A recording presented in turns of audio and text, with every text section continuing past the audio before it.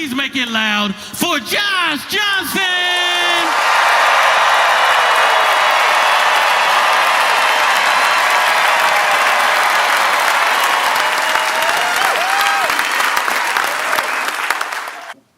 When I was growing up, I would hear these stories of people who were like really in the life, like they were doing bad things.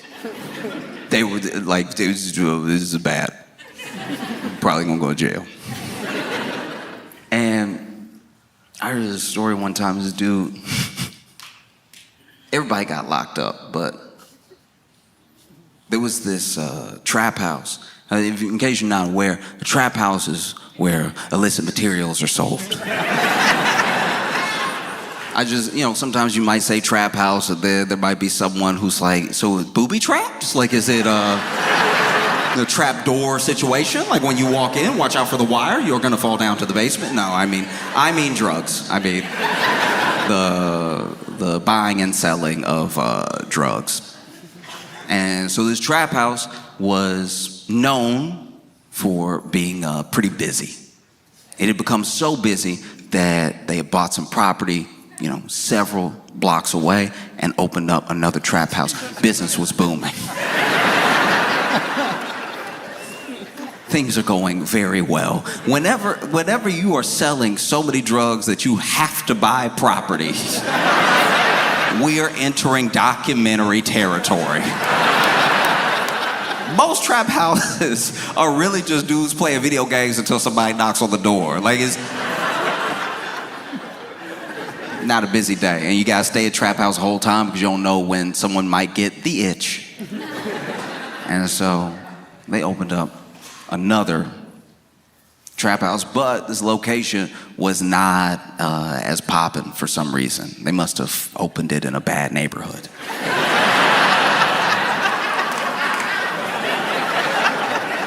Can you imagine? Can you imagine being on drugs, be like, I'm not going over there though, that's dangerous. And so even though they opened another location, and even though they tried to tell people, hey, you can come here or you can go over there, people liked the original trap house. It stayed just as busy as ever, with some business going on at the second location, but mostly it was here, right? And okay. Let's just call him Jerry, all right? And Jerry ran both trap houses. And he did a pretty decent job, Kept his books, kept his finances, really, like he knew his inventory. He could have made a great store manager at any grocery store. There was this dude named Twan, and Twan found out about these very popular trap houses. Well, one popular, one not so popular, right? And he made a plan to rob the trap house, the main one, the lucrative one, right? So his plan for robbing the lucrative trap house was to basically set up a diversion at the one that wasn't as busy. So he basically faked a robbery at the one that was not as busy. He had some guys go over there, bang on the door, act like they had guns, they were about to break in, because he knew it would make everyone call Jerry. Jerry and his boys would go over there, By the time they get there, those guys have already left, and then the main trap house is left defenseless. They break in, Twan and them break in, they steal all this money out of the trap house, right? Take it back to their place. Now their place is a stash house. Stash house should be self-explanatory. If I've lost you at Stash House, I cannot help you.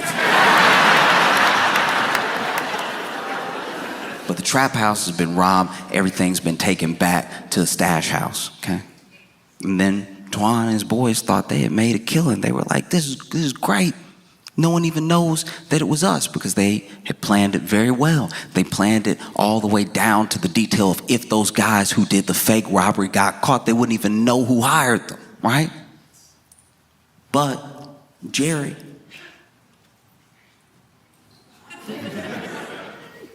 no fool. Jerry started asking around, and he could kind of tell that some of these guys were lying, some of these guys weren't lying. He traced everything back to Twan.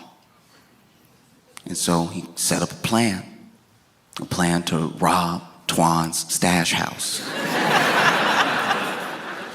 To go in there and not just get his stuff back, but take the rest of whatever was in there. And his plan wasn't as meticulous. He just sort of ran up in there with a lot of men and guns. Now, what he did do is he waited. He learned the routine. He learned who would be there when. It took months. And then finally, he was like, we're gonna do it on Tuesday. They never paying attention on Tuesday. We're gonna run up in there. It's only gonna be like 5 of them. If it's 15 of us, I don't think we'll meet a lot of resistance. It's not like it's their money, it's Twan's money. And so that's what they did. They broke up in there, went ahead, zip-tied everybody, and took everything, which took several trips. The people at the stash house did have to watch themselves be robbed for quite a while. I'm mad you over here. You're not gonna get away with this. Then you think they've left, they come back in the door. Left all this right here. And so then one of them, being new to the lifestyle, being a new, some would say prospect gang member, was so appalled at the theft that when he freed himself, lacking all presence of mind, called the police.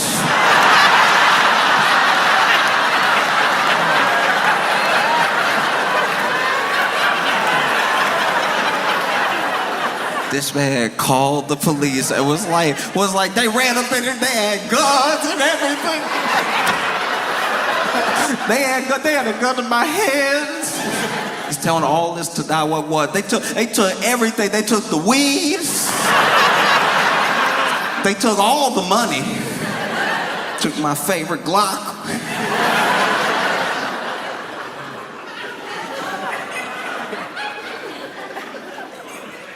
And, some people were duct taped and everything, duct taped over the mouth, zip tied behind everything. So when, as soon as he called 911, he started freeing everybody else. And as soon as he ripped that tape off, they're like, "What is wrong with you? We gotta get out of here now." And so then they all left. They all ran up out of there because the police, catching wind that there was a robbery of the stash house, made themselves available immediately. No, they got out in time not to get caught. They got out in time to see the police raiding the stash house from a few doors down. And that's the thing, is like people say, crime doesn't pay, or like criminals are dumb or whatever, but there are some very smart people who, for whatever reason, enter a certain lifestyle, choose to stay there, or maybe it's all that they know. And if criminals were so dumb, they wouldn't be fascinated. We are fascinated by career criminals. We're fascinated by people who do things that aren't just illegal. They have the gall to try to pull something off that has so many different entry points to danger. Like, just in the past few days, the Louvre was robbed.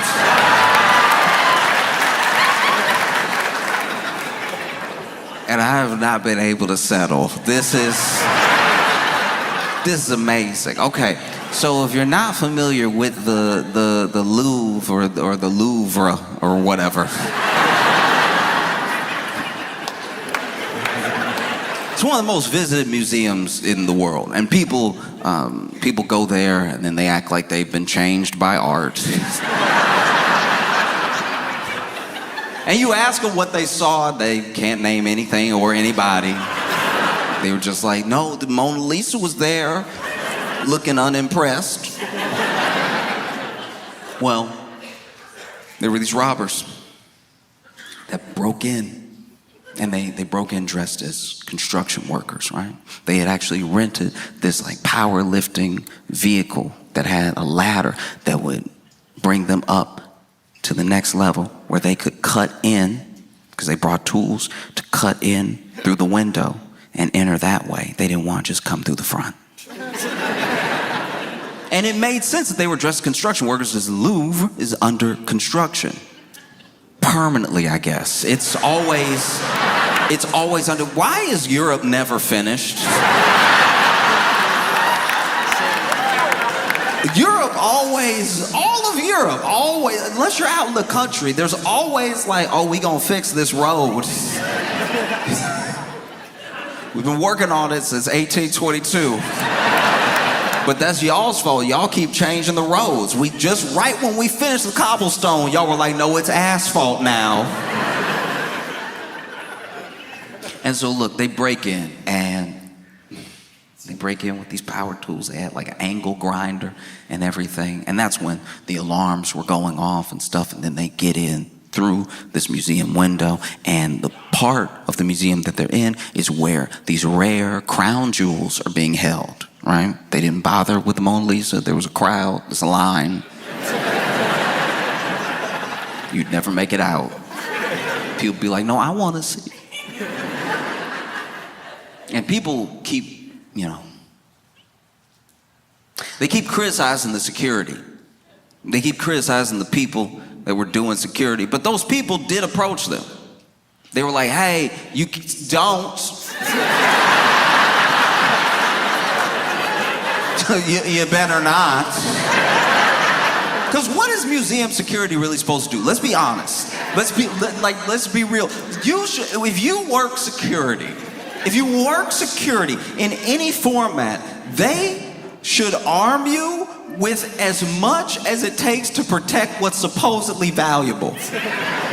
Think about this. When you see someone working for like Brinks, right? And they bring a Brinks truck to do a deposit for a bank. Let's say a whole grocery store is like, hey, we got like $250,000 that we need to transport over to the bank to make our deposit. The bank is like, don't worry, we'll send somebody. They hire Brinks. Brinks comes over. They have a truck. And not just a truck, like a bulletproof truck. And then they get two people. They get two people to make sure nobody knocks you over the head when you're trying to grab the bags and put them in the truck. They get two people, and not just two people, two of the biggest people you've ever seen. Like two people that are so big that it's like, you are the gun, right? And then I think they give them a gun. They always hold in their pocket.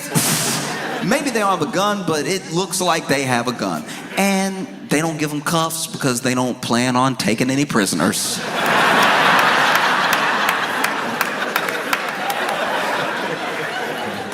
And then they get in there, Brinks always handles a drop like they are being robbed. Like they always handle the drop the way a bank robber would handle the drop. Because I used to work at a grocery store, and Brinks would come in and they'd be like, so where is your safe, or where do you, hurry. And we'd be like, oh, it's over here. Okay, it's over here, all right. And then the one would get to work putting,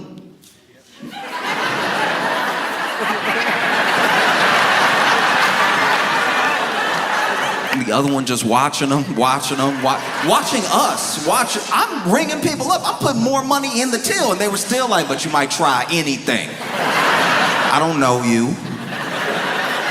And then they would leave, and they'd leave all fast. And then they'd run into the truck, throw everything in the truck, and then they would always peel out a little bit, which made me uncomfortable. One time they came and did a pickup, and I was like, y'all sure that was Brinks? Because they were a little squirrely. But then for some reason, there are times where you're supposed to protect, or you're supposed to hold guard of something, and you're giving less and less resources as you do it. Like, you look at a Brinks security guard, and then you look at like a mall cop. They're like, you get one flashlight. I guess shine it in their eyes or something. If you hit somebody hard enough in the head with it, the glass will break. That's something. But nobody gets done dirtier Nobody gets done dirtier than museum security. Museum security, not only do they give you nothing, no flashlight, they don't even give you a stapler to hit somebody with. They give you nothing. All they give you is a dress code. They're like, hey, just show up in all black, nobody will mess with you. You show up in a black shirt with a black suit jacket and some black pants and black shoes, people think you John Wick. They won't even approach any of the art. Because truly, what is a museum security guard supposed to do? I go to a lot of museums. I try to go to a museum in every city that I do a show, if I can, right? And I've been in these museums, beautiful art. And then you see, you get a little too close, and you see this thing go off, this like little, you don't even know where the alarm is, but like it'll just, that's the too close alarm. Because it's not like a real alarm, it's just annoying, and it goes off until you back up. So if you're a pointer, I go to a lot of museums with pointers. Everyone I take to a museum love to point. It's like we all three again, and they're like, I like the flap. As soon as you hear, somebody works for the museum, comes over, black everything, with an attitude. Could you not? Ma'am, back up. They love that hair. Back up. Give it a little space. Let the art breathe.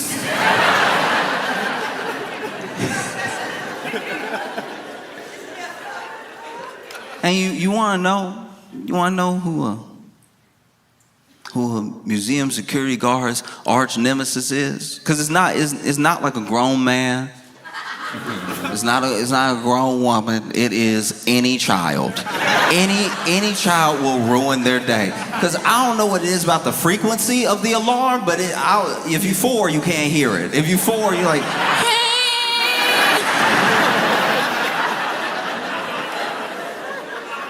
I was at this museum one time. This security guard was in a true predicament because this child was out here touching everything. He was touching it to the point that it sounded like their alarm was going off to the tune of Mary Had a Little Lamb. And finally, the security guard started like chasing his child around, and not like really chasing him, not like Dennis the Menace chasing him, but just like following them around, hoping to maybe this kid's gonna go back up to their parents or something and be like, can you please hold your child's hand or something, because they've been touching everything. Got applesauce on everything. Because as a security guard, what are you gonna do? You can't grab this kid. You can't actually grab this. I know that sounds crazy to anybody who was born in any era before now. You have to kind of let this kid put applesauce on all the art, because if you touch this kid, you've committed murder. So if you snatch this kid and even hold their hand so you can find their parent, you are basically killing them. So you have to like let them kind of do it, but then follow them around, but then not touch them, but then make sure they don't touch anything. It would look terrible. And so finally, this security guard just started running interference on every item. This child was walking up, getting ready to touch a sculpture. Security guard get in there. No. Just trying to box him out of every room. And then finally, this kid, realized what was going on. Felt like it was a game. So this kid is like, oh, you want to play? I love to play. Playing's my favorite thing. Playing's basically my job. And so he running interference. There's a painting.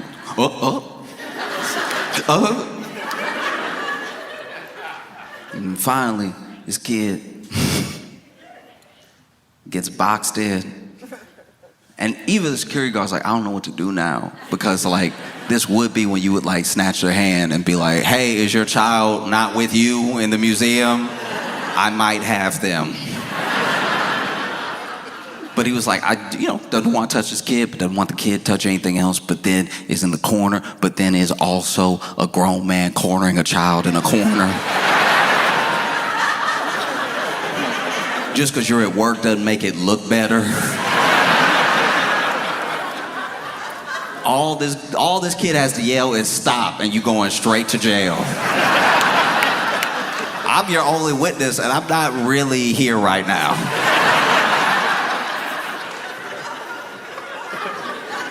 And so this kid boxed into the corner, and you can see kids having fun. Kids over here.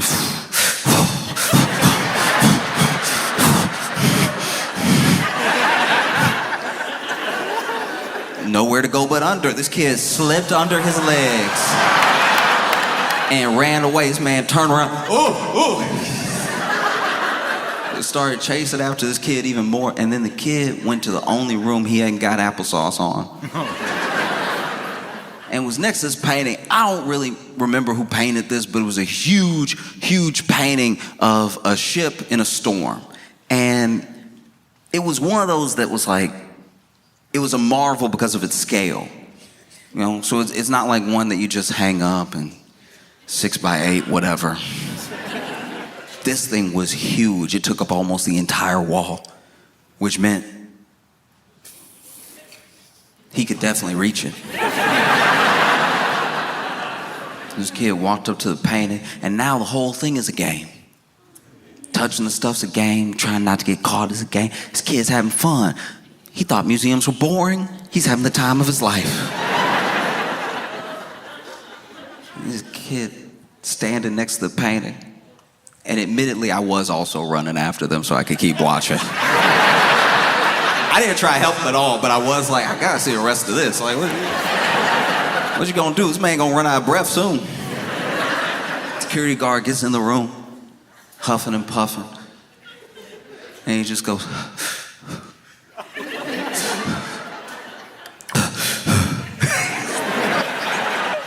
even the kid for a second was like, ooh, are you? I might have killed a grandpa. I don't even know. And then this kid goes in his pocket and lifts an applesauce covered finger. And I was like, it's been in his pocket the whole time. Children are disgusting. This kid been running around with a pocket full of applesauce this entire museum trip.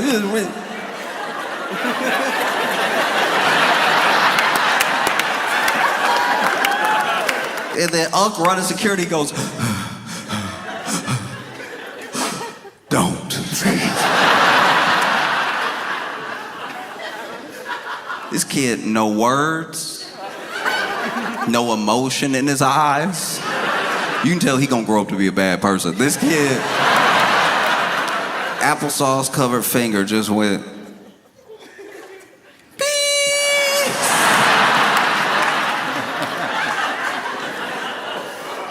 and so if a security guard is defenseless against a child, what do you expect them to do against actual robbers with angle rods that they just used to break into the second floor window?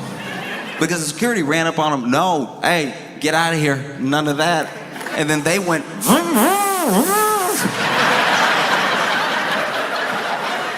security was like, you know what, let us help you. Everybody out.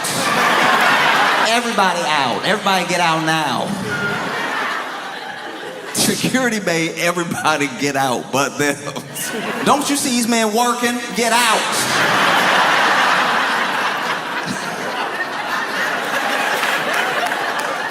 They over here on time crunch. And you over here, ooh, look at the jewels. Get out. In fact, there was a news report that cracked me up. I laughed so hard because the security report, there was this person who, I don't think they were like head of security for the Louvre or anything, but they were basically like, it is museum security's number one job to make sure that the people are safe, and that's what they did. They made sure the people were safe. I was like, you are changing the narrative right now, because anytime I got too close to a painting and I heard the and then I had somebody come over, it didn't seem like it was for my protection. You know what I mean? It wasn't like they were running up, hey, that one, that painting, that wakes up. Don't get close. Please.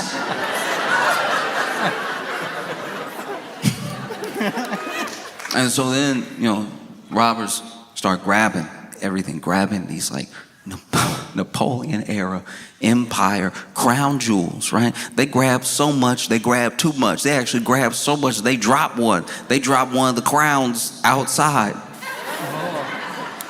And this is gonna sound dumb. This will sound dumb, so bear with me because I know it's gonna sound dumb, but I don't think it's dumb, all right? I thought, truly, even when I went to museums, for as many museums as I go to, I've been to museums in Europe, I go to museums here, I go to every museum that I can. I thought for certain that when you see something in a museum, that under certain circumstances is a replica. I can tell by your reaction that some of y'all think I'm dumb and some of y'all think what I thought. I'm telling you right now, when I would go to the museum, I would admire the brush strokes, I'd admire everything, but I would be like, this is the fake one though. Like this has to be the fake one. And I thought that because if you remember, right before 2020 and even after the pandemic, you would have activists that would go to museums. These, climate activists would go to museums and they just throw like tomato soup on supposedly priceless paintings, right? They would go up to like a Van Gogh and be like, blah, and then they glue themselves to the wall or something, and then they would be like, this is why we did this, and you will have to listen to me for as long as it takes to unsuperglue my hand from the wall.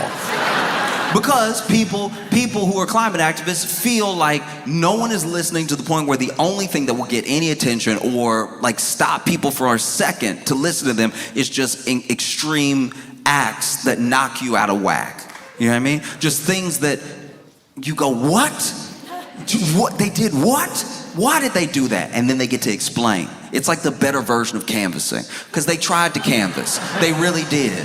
Everyone that cares about the climate tried to canvass, and what did you do? You walk by them. They were like, do you have a minute for the planet? And you're like, I'm headed to work, please.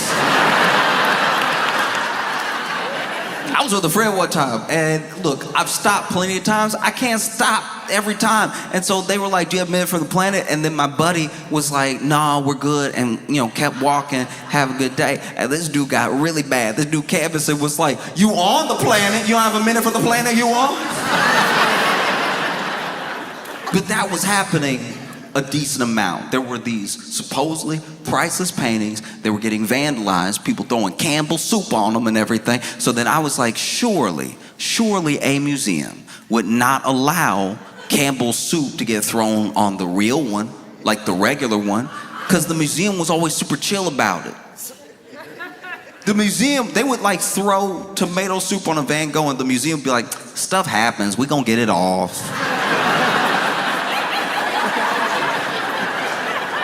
You gonna what? You gonna get it off? Because when I got close, when I tried to smell the painting, I heard, and then you came over, no smelling. It was get it off, no big deal. Or you would see things like I don't know about you, but the tomato soup that I eat got a little oil to it, and you throw it on oil painting, it seems like it might leave a stain. I have no idea. But then you would see the museum come out and be like, no permanent damage was done to the artwork. And I'm like, how? I've dropped suits that were clear on my hoodie before it had the stain forever. How's this 200-year-old acrylic painting fine? It must be a fake. I used to think that, look, if you go to a museum and you see just like you could touch it, that one can't be real. But if you go to a museum and it's behind glass, that's the real one because they bothered to protect it. Why are you just bothering to protect some pieces? That doesn't make sense to me. So then in my head, I was like, those aren't the jewels. You know what I mean? That's just colored glass. These people so stupid, they ran up in there and risked their freedom for some colored glass. And then the French government came out and said, priceless items have been stolen from the Louvre. And I was like, that's the real junk! Y'all didn't run any armed security around the real crown jewels? For a split second, I felt like it was my money. I was like, what are y'all doing?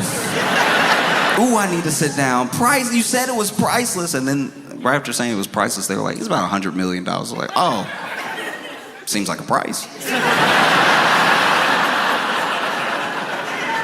You said prices for a day and a half, and then immediately y'all were like, I think 103 probably. At least round up to 110.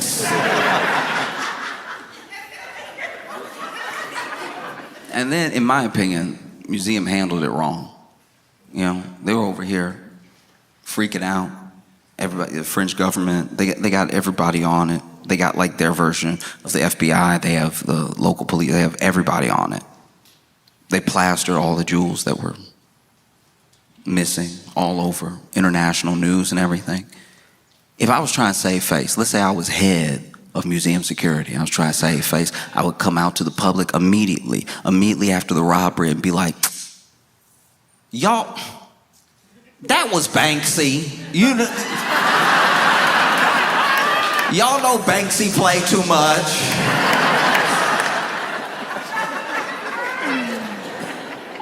But this is where I wish that they had done a better job of being creative, being inventive, you know? You've just been robbed, one of the boldest robberies that we've seen. And you are the most visited museum in the world. Why don't you just see this as a W? You know what I mean? Instead of freaking out and shutting down the whole wing and staying closed for a day, all you gotta do is put that tape around the crime scene and make that an exhibit. We all wanna see it. Bring people in. Make the security guards that did do their job, the tour guides, just be like, it was 4 of them. They ran up in here. I was like, hey, get out of here. And they were like, ving, ving, ving. I was like, you right. All right, I'ma go. But I'm telling everybody, and that's why I'm telling you now. And yeah, you can see the glass right here. Take a piece of glass home. You can take a piece of glass home if you want. The jewels used to be right there. That's crazy, right? Jewels used to be just like, and the light used to hit it like that, but then they brought the grinder and so. But they were real, the ones. That's why I'm doing this now, or else I'd be fired. Oh, it sucks. It does. It sucks because, like, it's just gonna turn museum security into TSA. Yeah, I mean, because look, this was, as far as museum security goes, this was their 9/11. So if you think you're just gonna roll up in there and have a good time, that's not what's gonna happen. You're gonna show up and they're gonna be like, all right, shoes off. They all gonna have the wand now. Oh, brutal stuff.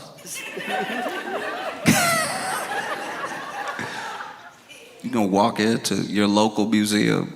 You're not even in France. But there's gonna be that security guard, takes his job extra serious, and be like, you're not gonna get me, not today. Pants down, pants down. No, I got a check. You could have anything in there. You could have an angle grinder in your pants or something. You know, we have some very expensive cups here.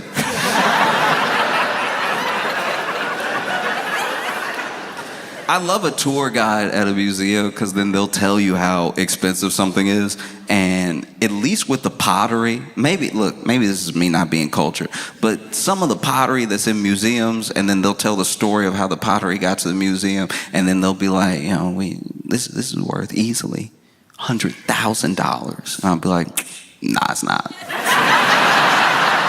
It's not. Like, it isn't. Like, it is not. As much as it is here, it is not worth that. Like the function of is, like it is here, like it exists, like it is. It is here. And it is not worth that.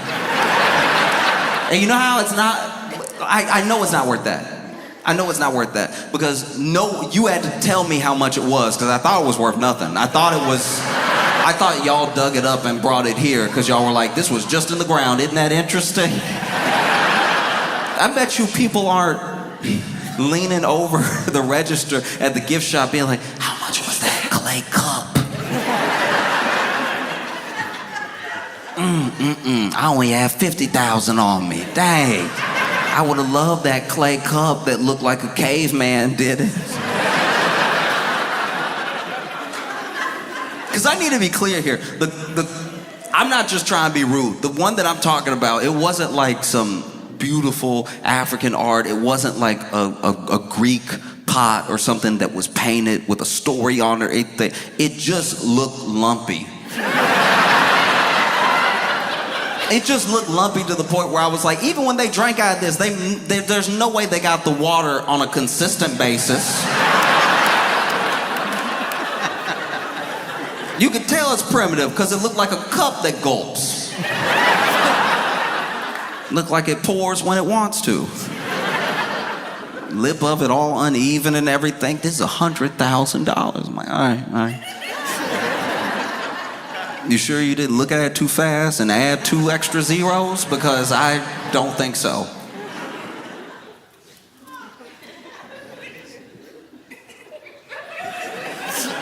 There was a guy. There was a really rich guy, apparently. I don't know. I don't know him, but everybody was saying how rich he was. And he got on the Instagram to actually physically cry about the crown jewels being stolen. And he gave this whole speech about how, like, the robbers, because there's this assumption that the robbers aren't gonna be able to just sell the jewels they stole as is. There are plenty of people in the world that would pay the money it would take to sell them just as is, and maybe they just keep it and only they know they have it. But art collectors usually like to show off their collection, and so they can't tell anybody. So it's better just go ahead and maybe melt it down, sell the jewels. The jewels themselves are still very expensive. In fact, you'll see where throughout history pieces have been stolen. Mona Lisa was stolen before. Pieces sometimes get stolen, but unless you can sell it to someone, what's it really worth? And so there's speculation that already these jewels have been melted down and being sold for parts, or maybe pieces are being sold that might not be able to be traced back to the complete set. And this guy got on social and he was just crying. Dude had to be in his like 50s, something like that, and he was like,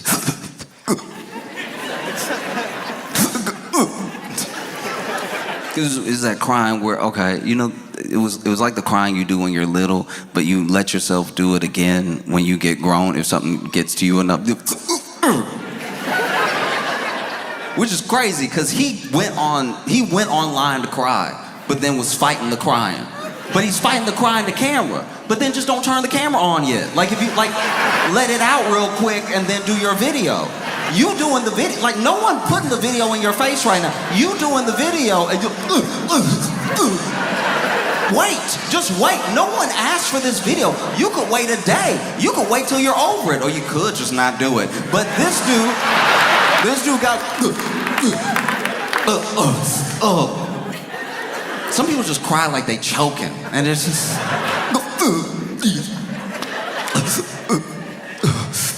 And then he said a bunch of stuff, and he did say it in French, and I don't speak French, so I'm gonna paraphrase from what everybody said he was saying. But I know he said some of this because a lot of people said he said it, and then I know there's some of it that might be like editorialized on what he said because I don't know if he said that because I don't speak any French. But and then also he didn't even say what he said in French well because he was crying through the whole thing. Like. And look, to be fair, maybe some of that was crying and maybe a little bit of that was the accent. Maybe some of that was the accent, because there are certain people that when they speak French, they do seem upset for no reason, so then that's... It's like, was that a cry or was that one? Were you saying one just now?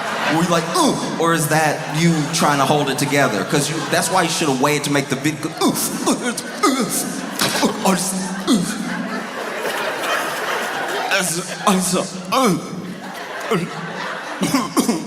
That's a cry. That was not French. That one. And what this dude basically said was that you didn't just steal from the Louvre. You stole from the French people.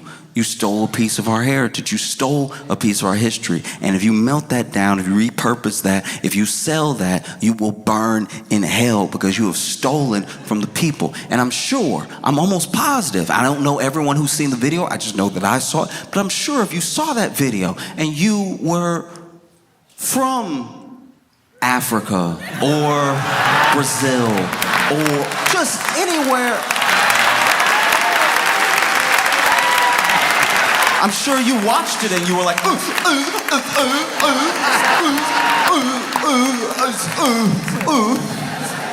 oh no. Someone stole a piece of your heritage? What are you gonna do?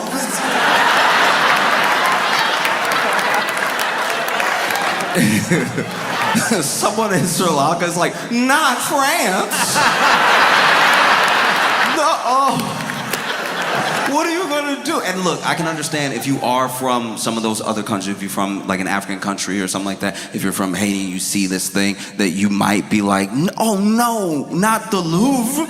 They have our stuff too. Did they steal our stuff?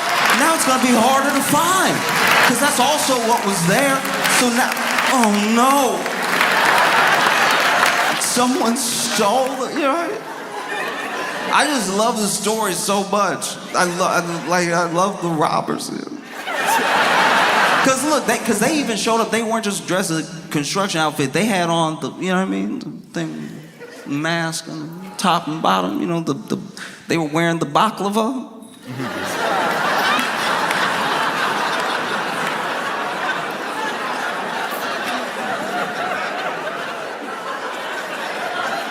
I don't know, I love this crime so much because it feels a lot like, it feels a lot like somebody that runs a trap house robbing a stash house, and then the person from the stash house is like, we gotta call the police. I can't believe somebody would steal from us. This is unacceptable behavior. We stole all this stuff fair and square. This was ours. And then they took it from us in an act of injustice.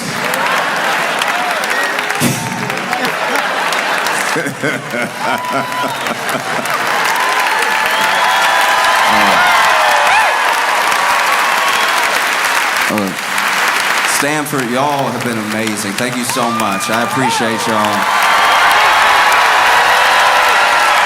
I hope you have a phenomenal time.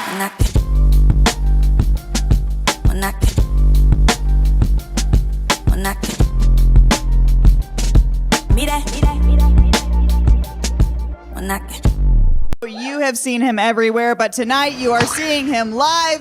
Please put your hands together for Josh Johnson.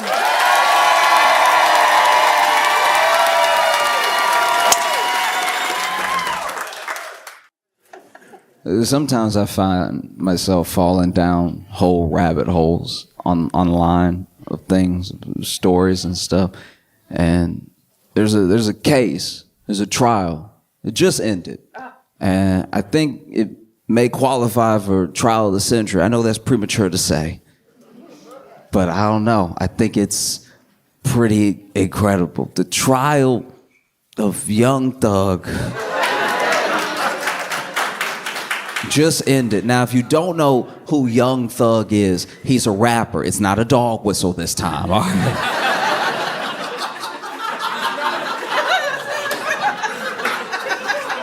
Young Thug is a rapper that was on trial in Fulton County in Georgia, right? Basically, the state's case, what they were alleging was that he took all of the money that he made from music and he funneled it through and to a gang called YSL, a gang that he was supposedly the leader of, right? And that's the state's case. And the judge in the case looked exhausted. I've never seen a judge act like this before. Every time the court camera cut to her, her head was in her hands.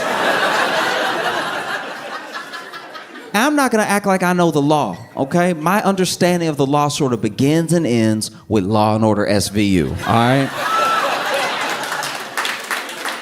So I know you can sustain, and you can object. I've never heard a judge be like, you can't do that. She said it a lot. And now the prosecution in the case, the prosecutor had given out a lot of plea deals. Ton of plea deals. More plea deals than I thought you could give out. I didn't have a number in my head, but this felt like an egregious amount of plea deals. It just felt like she was going to the hood like, you get a plea deal, you get a plea deal, you get a plea deal, you get a plea. She was basically giving a plea deal to everybody in Georgia but Young Thug, right? And she was giving these plea deals in return for their cooperation, their testimony that she would use to piece by piece paint the bigger picture that the state was alleging that Young Thug's the leader of YSL. Everything they do is by his direction. All his money goes through and to them, right?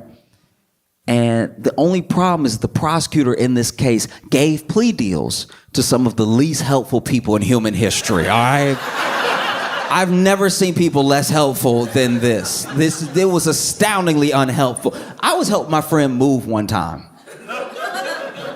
And he and I had to move a pool table, just us, downstairs. And our third friend was there at the bottom of the stairs just watching. And even he was more helpful than anyone that the prosecutor gave a plea deal to in this case. At least he could be like, watch your step, something.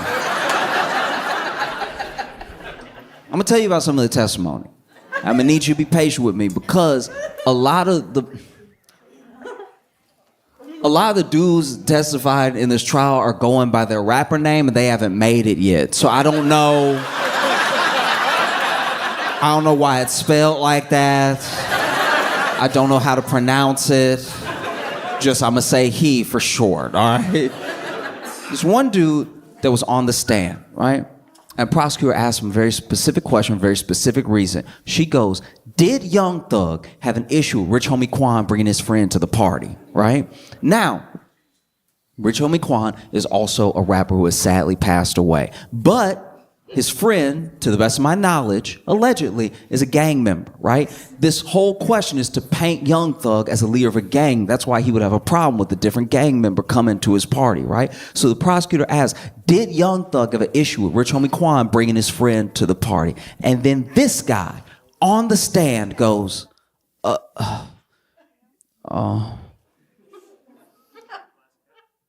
Thug, did you have an issue with Rich Homie Quan?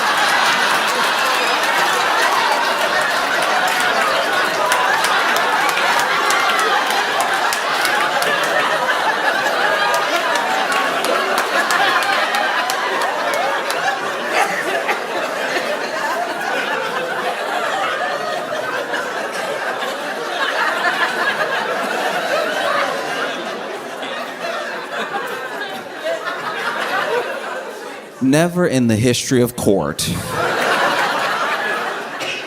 have I seen someone ask a question by the prosecution and then go, I'll just go to the source. And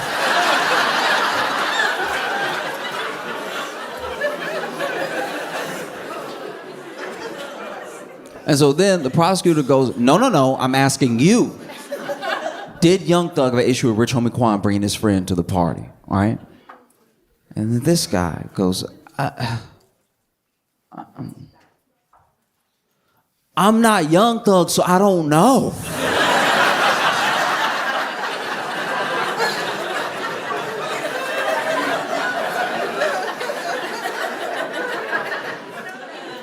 Moments later, the prosecutor's asking question after question after question, all alleging the same thing, all to the same end, right? And this dude, he's not being combative. He's not even being rude. He's just not being helpful. And so then the prosecutor pulls up, I don't know if she pulled up it exactly, but basically references his plea deal where she goes, I have right here you answering questions definitively that I'm asking you right now. And then this guy on the stand goes, y'all wrote that, I just signed it.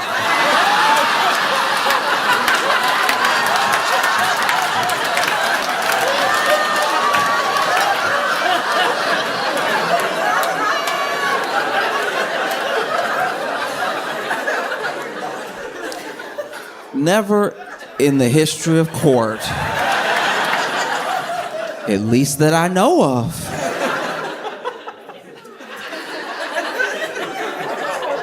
and it's like, you know, the internet especially was of two minds, because it was like people could not decide if these were like some of the dumbest people who had ever lived or legal masterminds. Because basically what this dude is saying in open court, right, is, look, you were about to give me how many years? I didn't want to do how many years, and you told me if I signed the paper, I wouldn't do how many years, right? So I signed the paper, but I'm not about to perjure myself.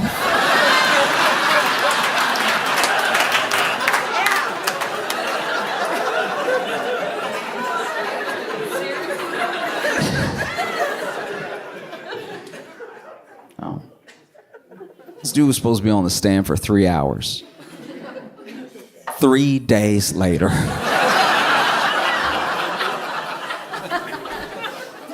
The prosecution is asking question after question after question, all to the same end, right? And, you know, references again. Look, I understand that we typed it up, but what is in this is based off of what you said to the police. This is based off of testimony you gave during interrogation. And he was like, yeah, but if you gave it to me to type up, it would say something different than what you have right there, right now. Even the prosecutor was like, oh.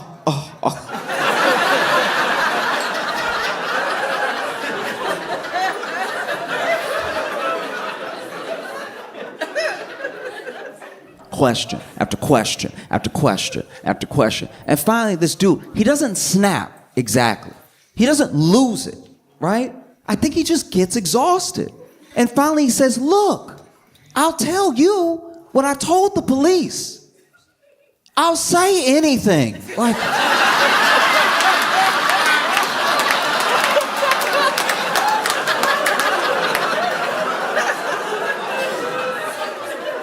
This is a witness for the prosecution.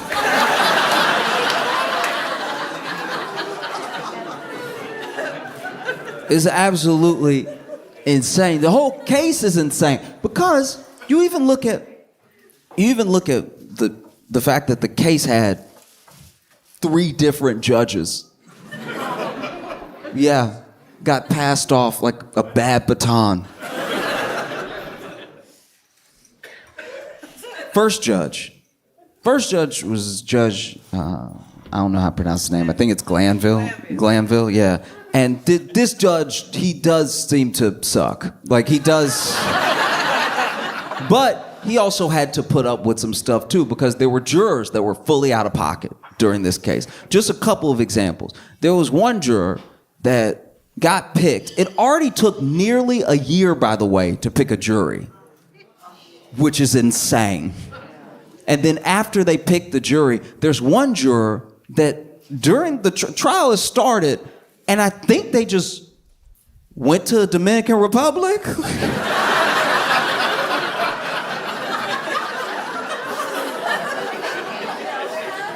Deputies got sent to their house, were knocking on the door and everything, and then they got back, and they had to appear in court, and the judge was like, you have jury duty. You have to be here to be on the jury. And they were like, every day?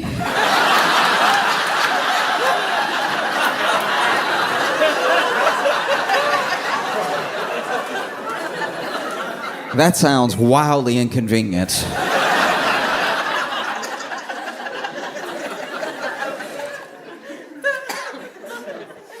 Then the judge was ready to, hold this jury in contempt and was basically giving them an out because this judge in particular loved contempt. He had a lot of contempt. The entire trial full of contempt. And gave the juror a way out. He was like, look, I could send you to jail, I could fine you, but what I'm gonna have you do instead is write me a 30-page paper on the importance of being a juror. This dude sentenced her to APA style.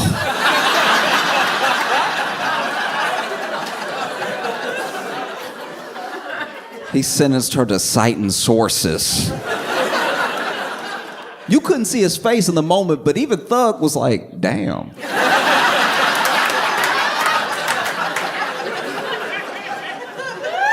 That's cruel and unusual. I've never heard of that before. There was another juror that I admittedly, I don't even know what happened with this person, but I know that they got in trouble for for live streaming the case.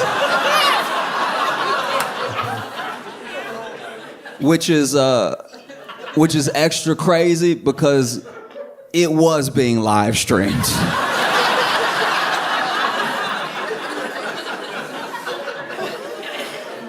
Like if you had been watching at home, you would just see them sitting with the jury like.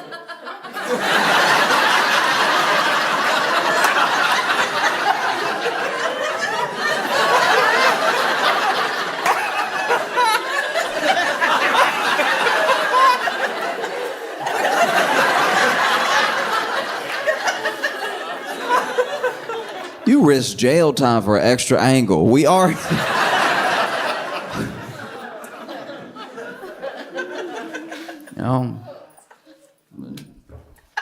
Judge Glanville, oof. There was a lot of plea deals being given out the entire case, like I said before, and some of the things that were happening was this is me guessing, but there were people that were not being super forthcoming, that they probably didn't necessarily have to be, but they were in some sort of trouble, and so the plea deal was just given just as an extra. It's okay, you can talk. We just need to get this guy, right? And even with that, there were still people that didn't quite want to testify. And then there were people that were being so difficult, state's witnesses who were being so difficult that the state just could not get anywhere, you know? And there was one person, star witness. Basically, the prosecution needed a through line. They needed something that would connect everything. And so they laid a lot of it on one person in particular. Okay? And they needed his testimony so bad that they pretty much gave him immunity on the stand. I didn't even know you could do that. It sounds made up. It sounds fake. I feel like he thought it was fake too, because he was like, immunity on, so if I say something on the stand, answering one of your questions, and it implicates Thug, but it also implicates me, I'm okay? Yeah, you're okay, you have immunity. Immunity on the stand, you're gonna be good. You sure? Yeah, you're gonna be good. Okay, I'm not even joking. He goes, okay.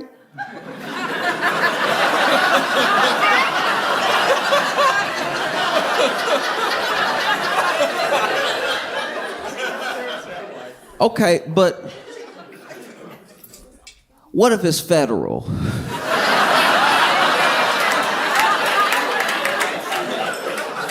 And I love that. I love a good haggle. I love like, okay, I hear immunity, but can I get a federal? Can I get some federal? Federal, please. Can I get a little federal?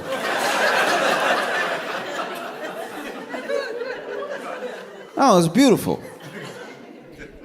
This dude gets all the stab, and you can tell he doesn't trust it. You can tell he's like, nah, they're up to something.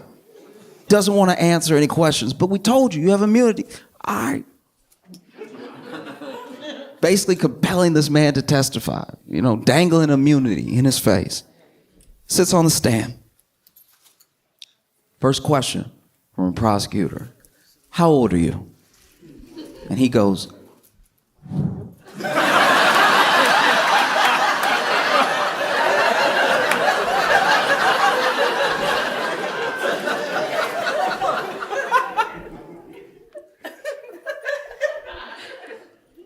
grown.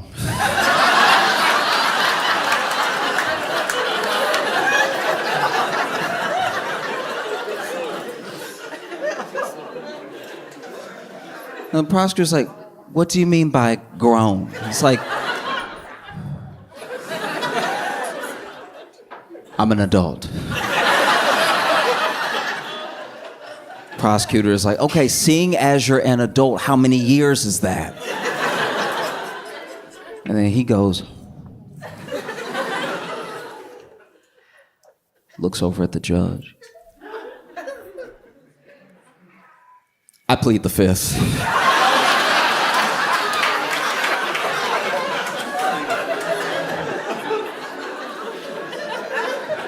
Truly incredible work.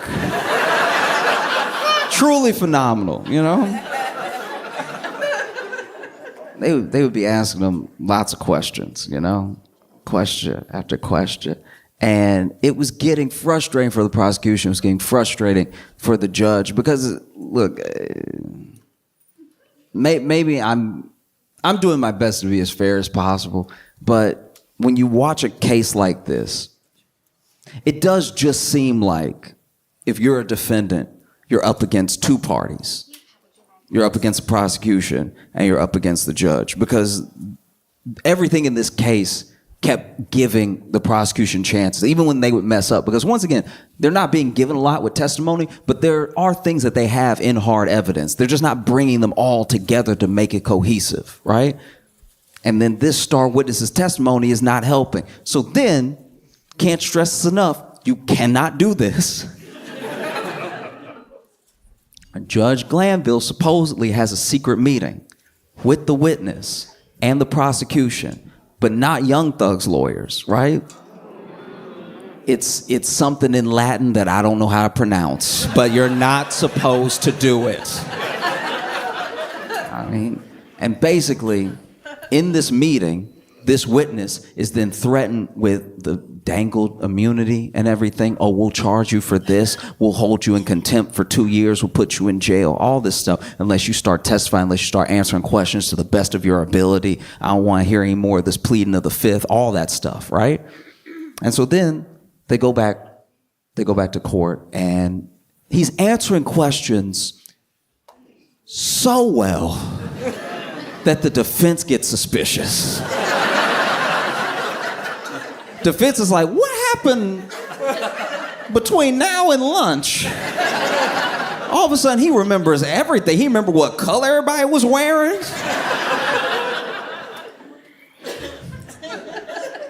And then it comes to the defense lawyer's attention that there was this secret meeting. And so he addresses it in court, in front of the judge, to the judge. He goes, Your Honor, I've heard some distressing news that there was a secret meeting with you, the prosecution, and the witness. My client and I were not privy to. I don't know what was discussed. You know, this person's acting different. Not like, what is this? And the judge, instead of denying it, instead of being like, that's a horrible accusation, that's not true at all, the judge goes, who told you that?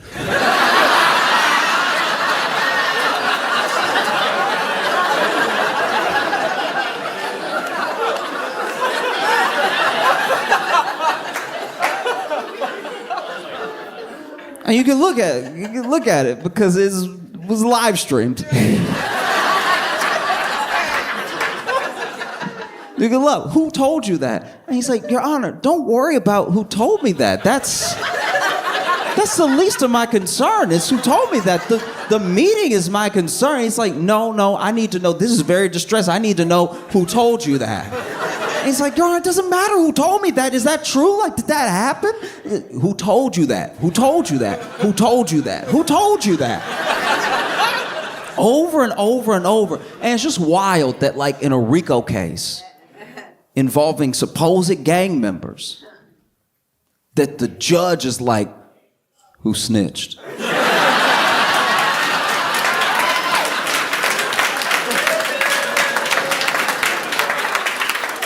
No, for real, who snitched? Like, hey, I need you to come up out them names. Who snitched?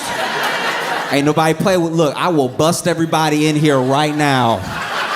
who snitched. And Doug's lawyer is like, no, look, I'm not going to tell you, all right? I'm not going to tell you how I came upon this knowledge. I'm just asking you if this happened. I'm asking you maybe even for a mistrial. Like, how could this happen? He goes, who told you? Who told you? I'm going to give you 5 minutes to tell me who told you. And Doug's lawyer is like, I don't need 5 minutes. I'm not going to tell you. That should be the least of your concern. Like, is this true? And he's like, I'm going to hold you in contempt if you don't tell me. I will put you in jail if you don't tell me. You will go to jail if you do not tell me. It's like, look, I'm not going to tell you. You can put me in jail, but the problem is the meeting. The problem isn't who told me, right? And so then the judge does it. He holds Doug's lawyer in contempt, which is pretty terrifying. You know? This judge is basically going over and over again. Who snitched? Who snitched? I can't stand a snitch. And you know...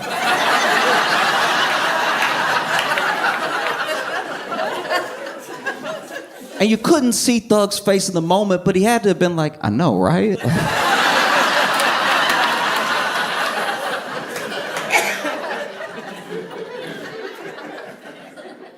And so then Glanville does it. He holds Thug's lawyer in contempt.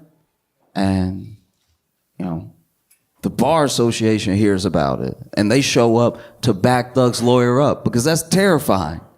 That's terrifying if a judge does something, doesn't even bother denying it, and then holds you in contempt for asking. That's a scary court system. You know what I mean? Because that's one of those things, if it can happen to anybody, it can happen to anybody. Like, I know that it's a case involving hip hop, involving like gang culture, whatever, but that particular thing, that could happen to anybody. I promise you. That's very scary, you know? And so the Bar Association shows up to back this dude up, and it looks like his case is going to be heard, and probably the contempt is going to be thrown out. But basically, they tell Glanville, it's like, there's no way you're impartial. If you're trying this hard, there's no way you're willing to just let the facts play out.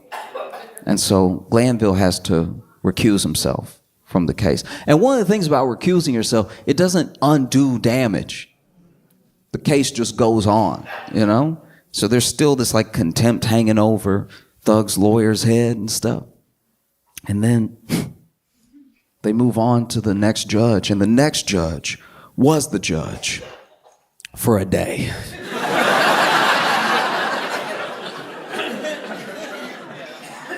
I'm not a judge, and I don't know how judges get cases and stuff. Apparently this case was just given to her randomly and everything, and then she got the case and she was immediately like, hey, y'all, I can't.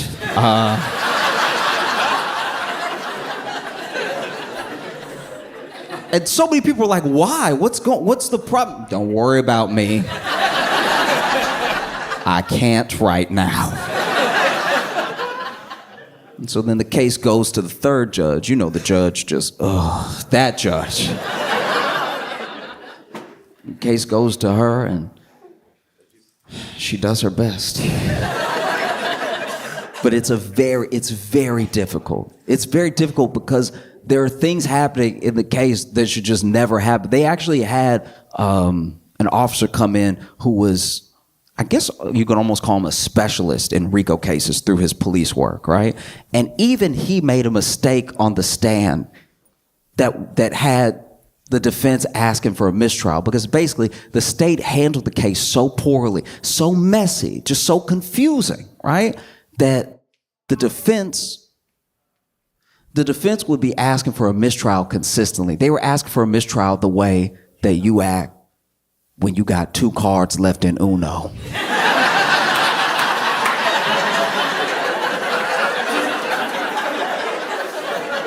Anybody do anything, you're like, oh.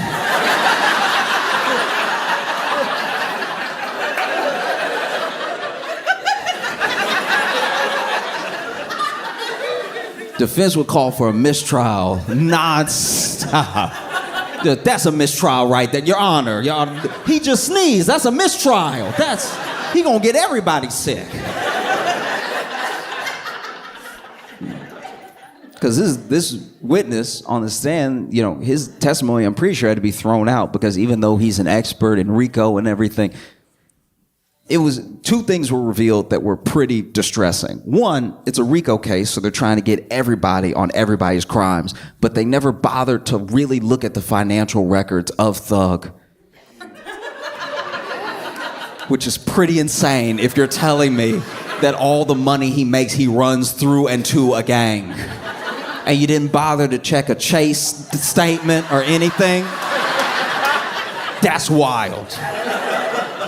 And then, while this officer is giving testimony, he makes a mistake that obviously wouldn't be called out by the prosecution, but does not get called immediately. And then the defense hears it, and then they're like, this is crazy, we can't allow it. Basically, he references past convictions as part of a testimony to what this person would have done in this case. And you can't do that. You got to judge it by the merits of the evidence you have in front of you about what happened right now, right?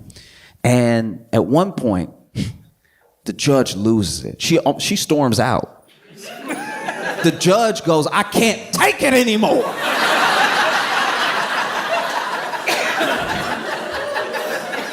She hadn't even been the judge the whole time, but she was like, this is insanity. And you couldn't see his face, but you could imagine Thug being like, I know, right? Like,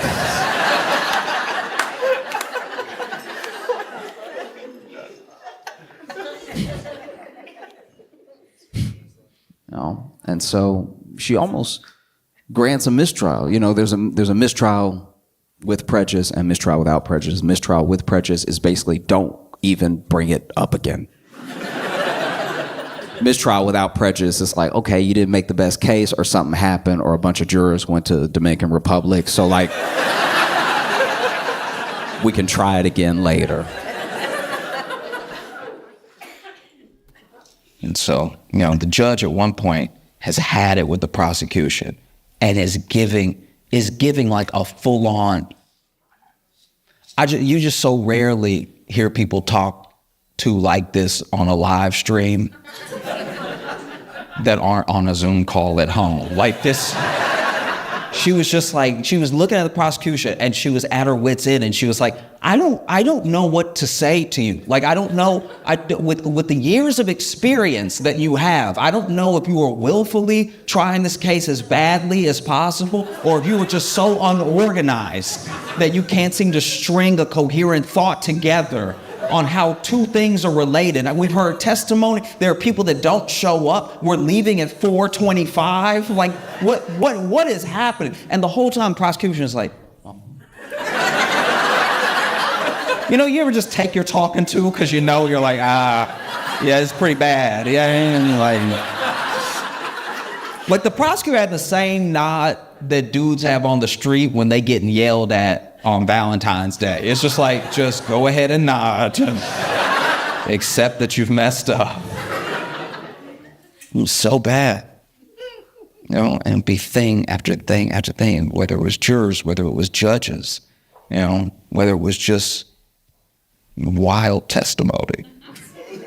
There were people so uncooperative, right? Like, there was one point where they showed this guy a picture, right? And it's a picture of him and Thug and two other people. Apparently with the person, I don't know, I didn't see the picture, but apparently with the person who was murdered, right? Because that's one of the charges. There's drug trafficking, there's like gun running, there's all this stuff, but there's also a murder, right? And when it comes to the murder, that's one of the big ones, because they're alleging that Thug paid for the getaway car, right? And so once again, not checking his financial record seems like an oversight.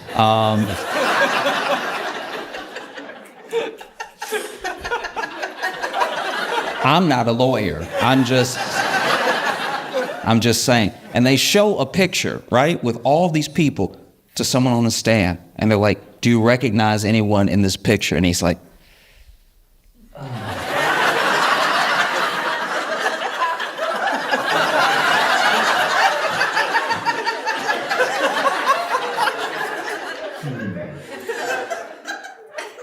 I see me.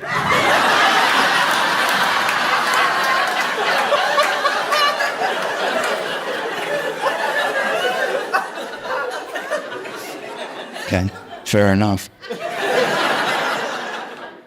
Even when it came to start with this, there was one time where they simply asked this dude, when did you meet Young Thug? And he was like, before I went to jail.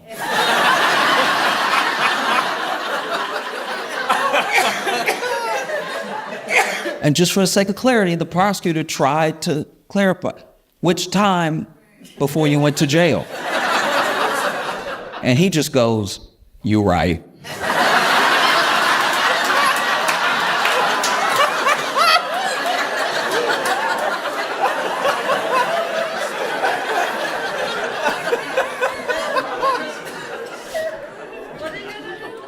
And I don't know how you handle this sort of thing, because this ended up being the longest trial in Georgia's history.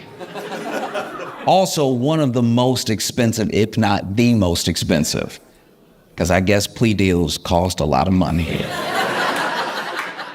And it gets so bad that every day, defense is like, hey, mistrial's still an option. You want to hit it with no mistrial? We can flip mistrial. But then, the prosecution would do something that would kind of warrant a little bit of a mistrial. Like there was even one point where they had someone on the stand read a caption from an Instagram post. And this caption had been poured over because basically through the hashtags, what a lot was being alleged, because whenever there's letters, whenever there's numbers, it could have no meaning, or it could have double meaning, or it could mean exactly what the prosecution wants it to mean. It could mean what the defense wants it to mean. And so they were arguing about this one picture over and over again before they would let the person just read it out loud to the jury, right? Because then I don't know if it's a gang, and I don't know if that was what the prosecution was alleging, but there was one point where the prosecutor was asking someone on the stand about a series of numbers, right? And a lot of people will sort of rep their area code. That's just a common thing throughout America, right? Exactly.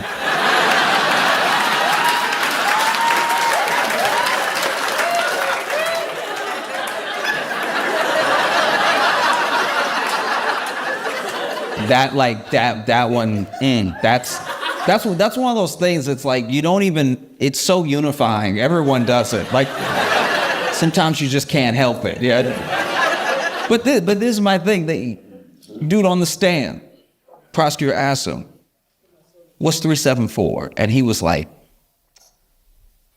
"Numbers."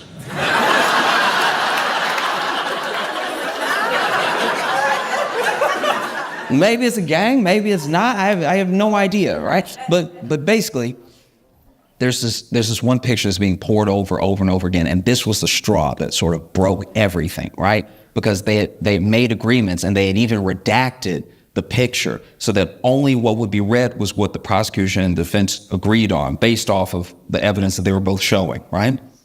But then when they actually gave the picture to the person on the stand, nothing was redacted. And the prosecutor had them read everything. And so then the defense is like, "Your Honor."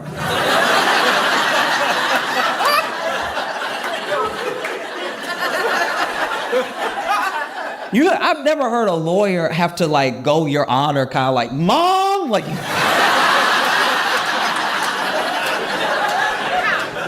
But this was it. "Your Honor. We just went over the thing. Why would Shaw?"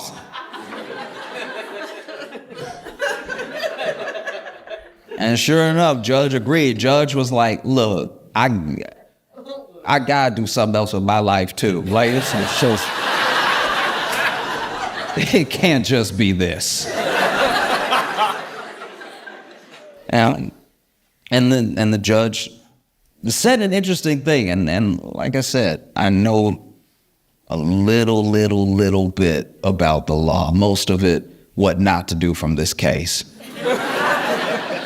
But the judge says something where she's like, I'm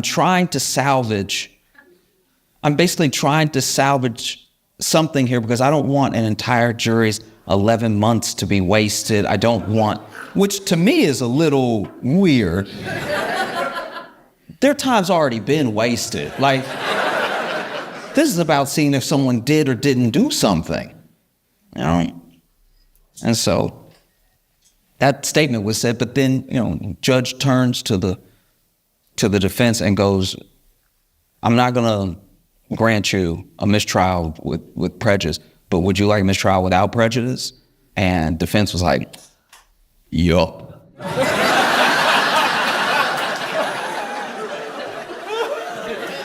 And then she was like, I'm inclined to give it to you because this whole thing, this right here, no. No.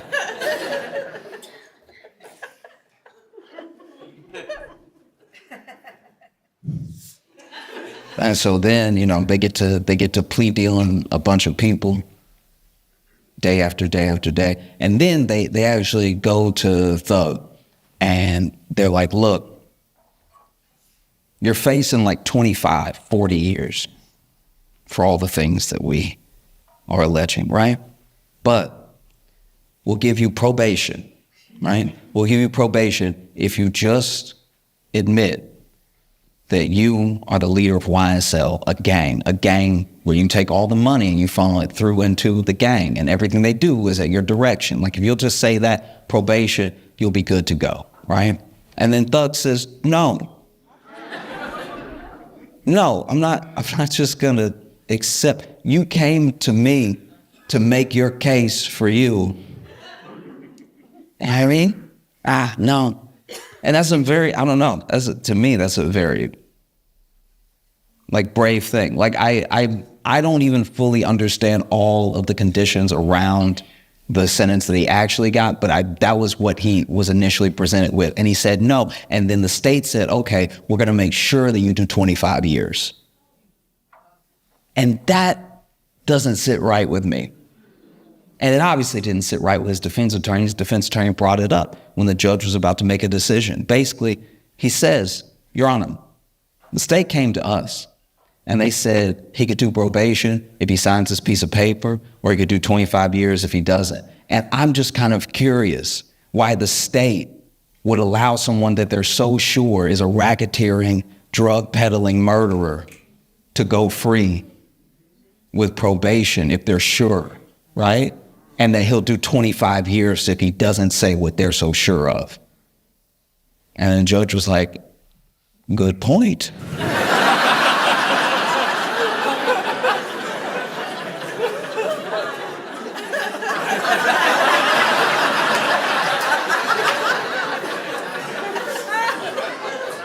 That is very hard to argue against.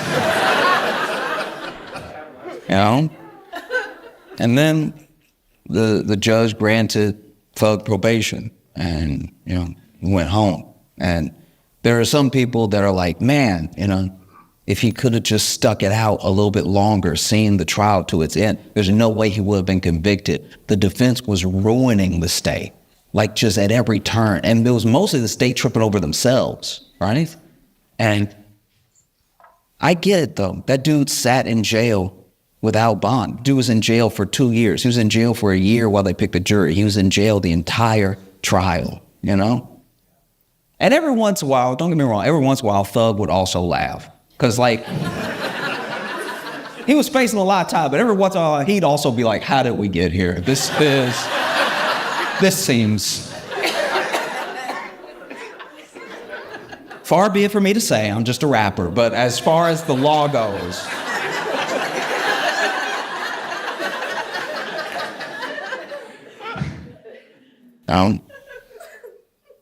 But what? I don't know. I don't know. I get it. I get somebody tells you, hey, you just do 3 more months, you'll go free forever. Maybe. That's scary, And it's also scary that that the state needed it this bad. That a lot of cases come down to reputation over justice. You couldn't just take the L. Right? It's like, no, you will die in prison for me to not look bad. That's terrifying, And And I know it feels like it can't happen. Yeah, I mean, like I don't rap, but I could see myself in a bad situation. You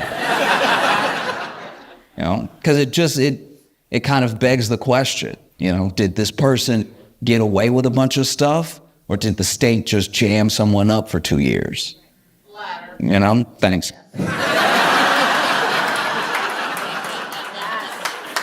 But that's my thing. It's like I don't even know, and I'm obviously not thug. You know, I hope that everybody can like move on in the most prosperous way possible. I really do. Everybody that testified, everybody.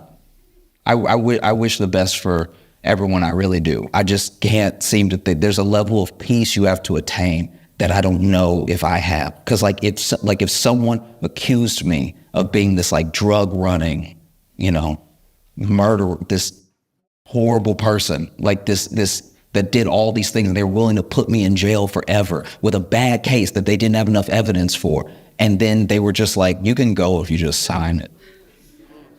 I think it would make me mad enough to kill someone.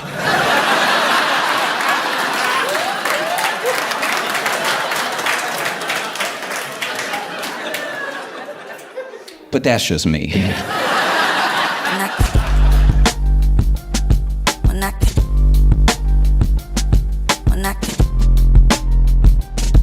Mira, mira, mira, mira, mira.